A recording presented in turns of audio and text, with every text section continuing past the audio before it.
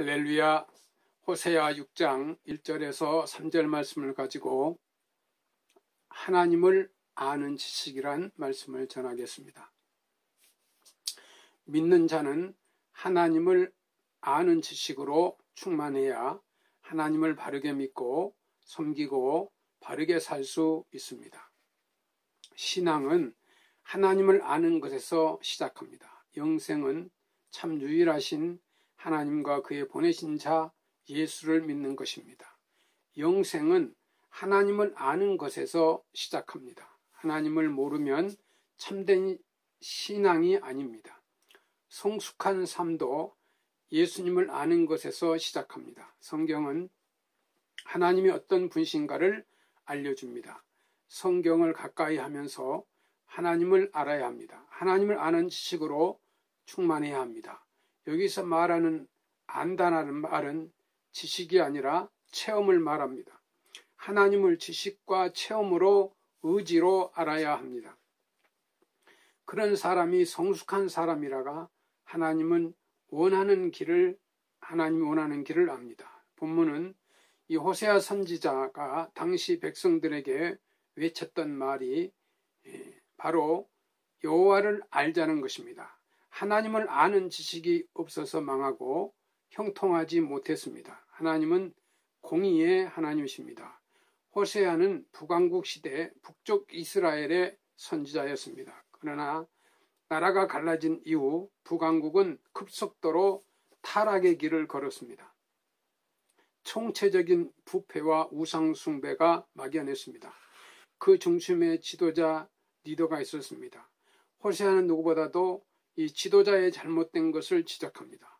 특히 호세아가 활동하던 시기는 왕국의 마지막 시기였습니다. 이 시기는 혼란과 쇠퇴의 시기였습니다. 이제 나라는 심판이 임박했습니다. 백성들은 영적으로 무감각한 상태가 있었고 죄와 우상숭배 속에서 헤어나지 못하고 있었습니다. 바로 이때 호세아는 하나님의 부름을 받고 그들을 깨우치기 위해서 말씀을 전하는 것입니다. 본문은 호세아의 선포 가운데 가장 감동적인 선포의 말씀입니다. 그는 여기에서 먼저 하나님을 아는 것의 이 중요성을 일깨워 줍니다.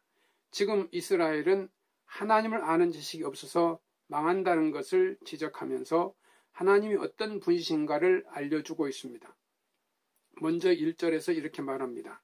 오라 우리가 여호와께로 돌아가자. 여호와께서 우리를 찢으셨으니 도로 낫게 하실 것이요 우리를 치셨으나 싸매어 주실 것임이라. 여기에서 그가 우선적으로 강조하는 것이 무엇입니까? 여호와께서 우리를 찢으셨다. 치셨다는 말입니다. 매우 가슴 아픈 표현이지만 이 말에 중요한 의미가 있습니다. 하나님이 이스라엘을 찢고 가혹하게 치시는 이유가 무엇입니까? 그것은 그들의 범죄 때문입니다. 하나님의 백성이 하나님의 백성이라는 이 정체성을 잃어버리고 우상을 숭배하고 있었습니다. 선택받은 하나님의 자녀가 하나님의 율법과 말씀대로 살지 않았습니다. 주변 이방 나라와 별로 다르지 않았습니다. 세상 사람들과 같이 어둠에 빠져 있었고 죄를 짓고 있었습니다. 그들은 선을 알고도 행하지 않았습니다. 경건을 추구하지도 않았고 제사에 소홀하여 성전을 찾지도 않았습니다. 하나님의 은혜를 저버리고 절기를 지키지 않았고 하나님을 가까이 하지도 않았습니다. 이제 이스라엘은 더 이상 하나님의 백성이라는 모습이 없었습니다. 오히려 주변 나라보다 더 악하여 하나님을 몹시 실망시키고 아프게 하였습니다. 이런 백성들을 보면서 하나님이 잠잠하지 않았습니다. 끊임없이 그들을 향해 말씀하고 경고하고 깨우쳤지만 귀를 기울이지 않았습니다. 이런 그들에게 하나님은 진노의 매를 드시고 심판의 잔을 쏟아 부으신 것입니다. 이것이 하나님의 공의입니다.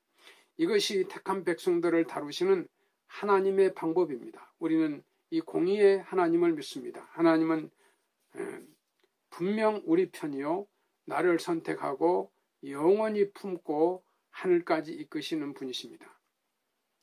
그분은 공의로우신 분이십니다. 불의를 용납하지 않고 어둠을 좋아하지 않습니다. 죄를 싫어하시고 악을 미워하시는 분입니다. 하나님과 인간 사이의 간격을 버리게 만드는 가장 무서운 것은 죄입니다. 죄가 아니면 하나님과 우리 사이가 멀어질 이유가 없습니다. 그래서 이사야는 이렇게 말했습니다. 호세아의 손이 짧아 구원하지 못하심도 아니요 귀가 둔하여 듣지 못하심도 아니라 오직 너희 죄악이 너희와 너희 하나님의 사이를 갈라놓았고 너희 죄가 그의 얼굴을 가리워서 너희에게로 듣지 않으시게 함이니라. 이사야서 59장 1절 2절입니다. 여러분, 하나님은 죄를 싫어하시고 악을 용납하지 않습니다. 개인과 공동체의 죄가 막연하고 악이 팽배할 때 진노하시고 심판하시는 분이십니다. 우리가 죄를 범할 때 사람 막대기와 인생 채찍으로 다스리십니다. 우리는 이런 하나님을 믿으며 모든 죄를 멀리해야 합니다. 그리고 혹시라도 이렇게 잘못하는데도 하나님이 진노가 임하지 않는 것은 오직 기다리고 한 번 더 기회를 주시기 때문입니다. 이런 하나님의 은혜를 깨닫고 돌아서야 합니다. 회개하고 주 앞에 엎드려져야 합니다. 죄를 청산해야 합니다. 공의의 하나님을 알아 모든 죄를 버리고 청결하고 깨끗한 삶으로 나아가시기를 바랍니다. 1절 말씀을 다시 보면 여호와께서 우리를 찢으셨으나 도로 낫게 하실 것이요 우리를 치셨으나 싸매어 주실 것임이라고 말씀합니다. 여기 찢고 치시는 것이 하나님의 공의라고 한다면 도로 낫게 하시고 싸매어 주시는 것은 하나님의 사랑을 알려줍니다. 하나님은 어떤 분이십니까? 공의의 하나님이시면서 사랑의 하나님이십니다. 이스라엘이 잘못하며 죄를 범했을 때 오랫동안 기다렸습니다. 하지만 그들은 마지막까지 깨닫지 못하고 돌아서지 않았습니다. 그래서 일찍 북쪽은 아수리에 멸망하고 말았습니다. 남쪽 유다도 마찬가지였습니다. 수많은 선지자들이 하나님의 심판을 외쳤지만 귀담아 듣지 않았습니다. 그러다가 바벨론의 침공을 받고 멸망을 당합니다. 나라는 초토화되었습니다. 성전은 파괴가 되었습니다. 백성들은 무수히 죽고 남은 사람들은 포로로 끌려갔습니다. 세상의 역사에서는 강대국들의 침략으로 당한 이 약소국의 서름으로 생각하지만 하나님의 관점에서 그것이 아닙니다. 그것은 하나님의 공의였습니다. 살게도 하고 죽게도 하시고 높이기도 하고 낮추기도 하시는 하나님의 간섭과 섭리였습니다. 이제 나라는 눈물바다를 이루었습니다. 산 소망이 없어지고 참혹하고 비참했습니다. 하나님은 이런 백성들의 눈물을 보셨습니다. 그들의 고통과 시련을 예면하지 않았습니다. 이렇게 힘들고 어려운 이 사람들의 가장 가까운 곳에 오셨습니다. 그들을 위로하고 그들을 품고 그들의 손을 잡으셨습니다. 그리고 하나님의 뜻을 전했습니다. 다시 돌아온다.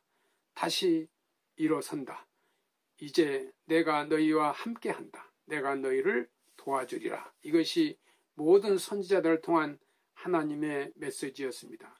여기 호세아도 마찬가지였습니다. 이제 여호와께서 도로 낫게 하신다는 것입니다. 그래서 그들의 상처받은 육신과 영혼을 치유해 주신다는 것입니다. 이제 그들을 싸매어 주십니다. 그래서 그들이 고난 중에 다시 일어서고 모든 것을 회복하게 된다는 것입니다. 이것이 하나님의 사랑입니다. 하나님은 공의로우시며 그리고 사랑이십니다. 하나님은 때로 진노하시며 죄를 물리치시지만 상처받은 영혼을 품어주십니다. 성경에서 말하는 하나님의 성품은 언제나 공의와 사랑을 병행합니다. 공의만 있지 않고 사랑만 있지 않습니다. 공의 속에 사랑이 있고 사랑 안에 공의가 있습니다. 일반적으로 구약에 나타나는 하나님의 성품은 공의이고 신약의 성품은 사랑이라고 말합니다. 그러나 구약 속에 사랑이 있고 물론 신약 속에도 공의가 있습니다. 하나님의 성품은 두 가지가 함께합니다. 이 균형과 조화를 이룹니다. 우리는 이런 하나님의 성품을 알아야 합니다. 이 공의의 하나님, 사랑의 하나님, 심판과 긍휼의 하나님, 진노와 자비의 하나님이십니다. 하나님의 성품을 안다면 우리도 모두 그 삶에서 공의와 사랑이 병행되어져야 합니다. 세상에는 오직 공의만 주장합니다. 은혜는 없습니다. 하나님의 공의와 사랑, 정의와 은혜가 언제나 함께 가야 합니다. 사랑의 하나님이기에 잘못된 것도 그냥 모든 것을 은혜로 넘어가는 것으로 오해하지 말아야 듭니다. 공의의 하나님이기에 잘못하면 하나님의 사랑을 품고 사랑으로 이해하고 자비를 베푸십니다. 불쌍히 여기고 품으십니다. 자비를 베풀어야 합니다. 우리는 그런 하나님을 따라가야 합니다. 하나님은 사랑의 하나님이십니다. 우리를 싸매시고 도로 낫게 하십니다. 하나님의 사랑이 우리를 강권하기에 오늘도 힘을 얻습니다. 3절에서 이렇게 선포합니다. 그러므로 우리가 여호와를 알자. 힘써 여호와를 알자. 그의 나타나심은 새벽빛같이 어김없나니 비와 같이 땅을 적시는 늦은 비와 같이 우리에게 임하시리라 하리라. 예수 그리스도는 어제나 오늘이라 영원토록 동일하십니다. 주님은 동일하신 분입니다. 하나님은 한결같은 분이십니다. 그분은 변함없습니다. 해전하는 그림자도 없습니다. 언제나 일정하신 분입니다. 우리는 바로 이렇게 변함없고 한결같으신 하나님을 믿습니다. 하나님은 공의와 사랑과 불변의 하나님이십니다.